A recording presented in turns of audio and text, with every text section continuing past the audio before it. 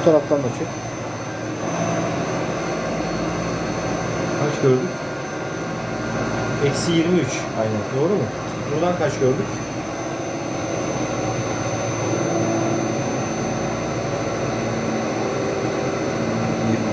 Eksi 28. Tamam. Finish'ten sonra bakalım bir de. Durdurma. Devam etsin. Devam etsin.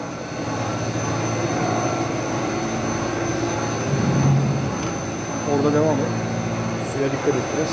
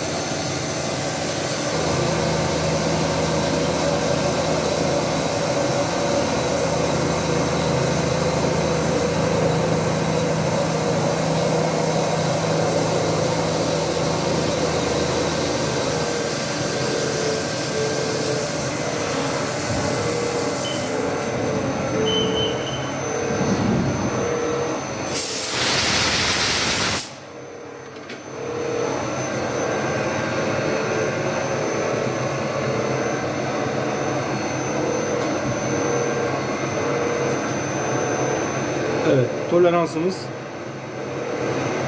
artı %5'ti. Şu anda finish'ten sonra artı %3, %4 görüyoruz şu anda. Bu eksende. Bir de şu eksene bakalım.